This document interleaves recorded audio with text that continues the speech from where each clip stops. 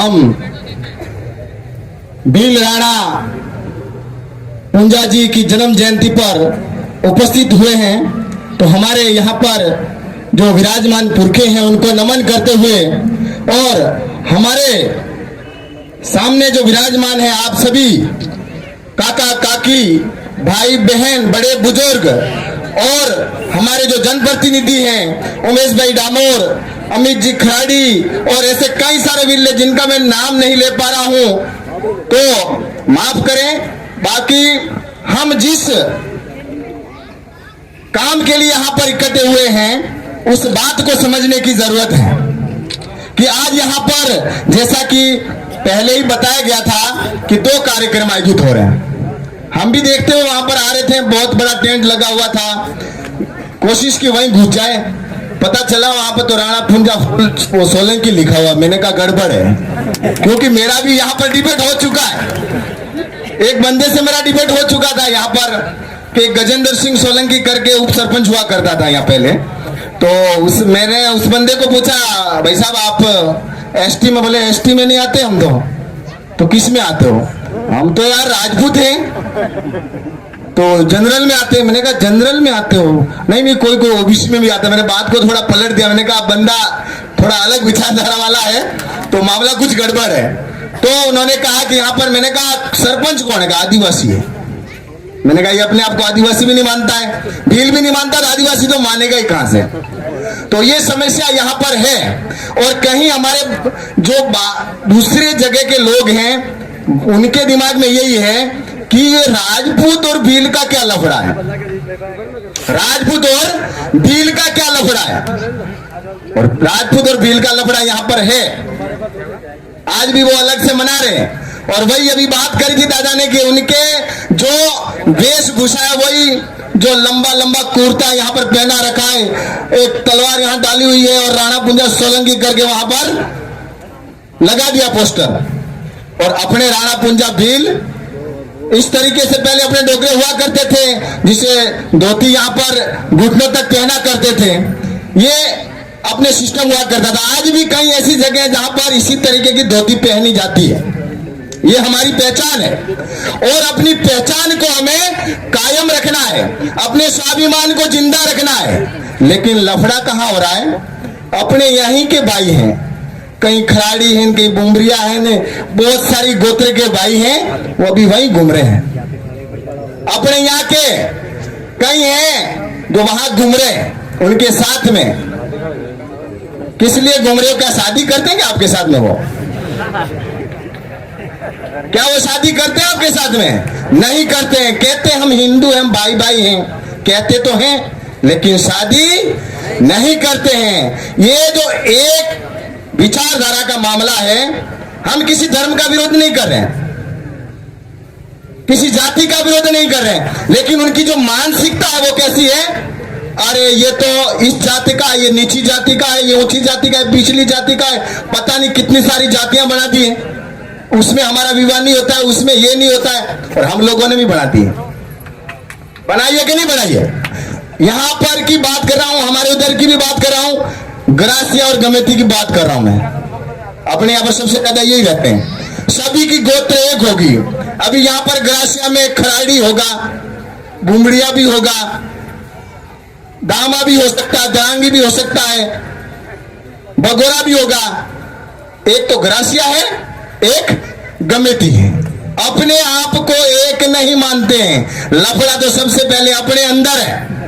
इस लफड़े को क्या करना है? खत्म करना है। तो इस विचारधारा को अपनाना पड़ेगा, जो आदिवासी परिवार की विचारधारा है, इसको समझना पड़ेगा कि आदिवासी कौन है, क्यों है, कैसे है और किस तरीके से हम एक हैं। जब तक इस बात को नहीं समझेंगे, ये ग्रासिया कमेटी जो अपने आप को एक नहीं मानोगे, आपको यही लोग ऐसे ही कार्यक्रम में वहां पर भाड़े किराए के टट्टू बना के वहां पर लेके जाएंगे। इस बात को समझने की जरूरत है। मैं अभी बुमड़िया लगाता हूं, वैसे मेरा सर ने मुकेश राज गमेती के नाम से जानते हैं कई सारे भाई बंधु, लेकिन मेरी गोत्र बुमड़िया है। यहाँ पर भी हमारे बुमड़िया है, लेकिन वो हमारे भाई हैं। हमारे डोगरे कहते हैं, हमारे 5-6 डोगरे हुआ करते थे, उसमें 2-3 डोगरे उधर ही बचे, 2-3 डोगरे भाड़ेर में आ गए। रोईमाल, हीरूमाल और आसपास में बरोठी और जो भी यहाँ के बुमड़िया है, वो सभी ग्रासिया हमारे भाई है। आज से 10वीं और 11वीं पीढ़ी में हमारे ही डोगरे के परिवार के हैं, लेकिन मानने को तैयार नहीं है। नहीं, पहला तो औरतें विज्ञा में थी बिल है, गहराई जाओ बिल ना, ये लफड़ा है कि नहीं है? तो इस बात को अपने भी इतिहास को ढूंढना पड़ेगा, अंदर जाना पड़ेगा। 5वीं से लगा के 10वीं 11वीं 12वीं पीढ़ी तक का अपना इतिहास हम ढूंढ सकते हैं। इससे आगे तो और भी फिर वही है झूठा मूठा इतिहास जो पकड़ा रखा है। अभी यहाँ के पांडवा वाले राजपूत भाइयों को, वो पालीवाल जी को ये किताब लिख के गए, बोले तुम तो राजपूत थे, सोलंकी राजपूत थे, फलाने राजपूत थे, पकड़ा दिया, लो घूमते रहो, है ना। और अपने भाई भी यहाँ पर गमार है, गमार सोलंकी है कि नहीं? तो कहीं ना कहीं कुछ कनेक्शन भी है। इस बात को समझने की जरूरत है कि क्या कनेक्शन है, वो उस राजपूत भाई को भी समझने की जरूरत है और हम लोगों को भी समझने की जरूरत है। लेकिन सबसे पहले हम ग्रासिया, भील, मीणा ये समझ जाए तो उनको तो फिर समझा देंगे, क्योंकि हम ही टूटे, हमें बिखरे हुए हैं। तो हमें बिखरना नहीं है, जुड़ना है, ये आदिवासी परिवार की विचारधारा को समझना है। और जिस तरीके से जो हक अधिकार के लिए उस समय हमारे बाप दादी एक होकर लड़ा करते थे, उनके अंदर जो वैचारिक एकता थी, भले कुछ भी हो जाए, झगड़ा टंटा हो जाए, लेकिन कुछ हो गया किसी दूसरे गांव वाले के साथ में या किसी और के साथ में, तो एक साथ में खड़े हो जाते थे। कोई ऐसा नहीं कि नहीं इसके साथ मेरा झगड़ा हुआ है, मैं तो इसके साथ नहीं जाऊंगा, ऐसा नहीं था। अभी क्या हुआ है, जनसंख्या बहुत बढ़ गई, गांव में 500, 1000, 2000 की जनसंख्या हो गई, लेकिन मेरी तो इससे नहीं बनती है, मेरा इससे वो थोड़ा रगड़ा चल रहा है। अरे रगड़े टंटे को निकालो। 2 बाघ वाली कहानी सुनिए क्या? 2 बाघ आपस में दुश्मन हो गए एक दूसरे के। अब बाघ को आके, एक बाघ को, जो कमजोर बाघ था उसको कुत्ते खाने लगे, है ना, उसके पीछे पड़ गए। अब जो मजबूत बाघ था उसने विचार किया यार के अब इतने भी गिरे हुए हमने के साथ हमारा स्वाभिमान ही खत्म हो जाए कि भाई कुत्ते बाघ को नोच रहे हैं, ये तो गलत बात है।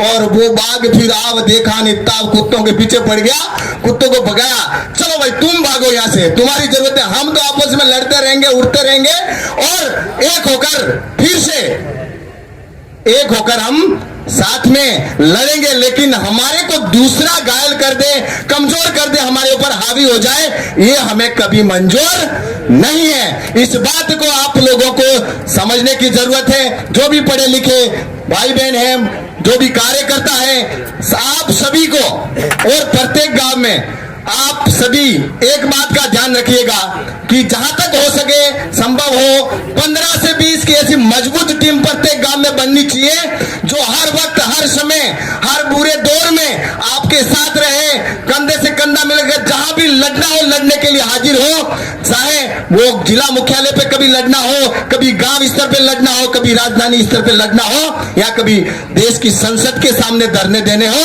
और अपनी मांगों के लिए उनको मजबूर करना हो। ये अपनी ताकत है, वो ही उनको मजबूर कर सकती है। अदरवाइज घर बैठे बैठे और मोबाइल में लिखने से ही कुछ नहीं होगा। इस बात को भाइयों आप सभी को समझने की जरूरत है। तो हमारे को चिट्ठी मिल गई है और हम इसका बखूबी पालन करेंगे। जोहार, जय आदिवासी, जय बिलबरदेश, जय भारत। बहुत बहुत धन्यवाद। बहुत बहुत धन्यवाद।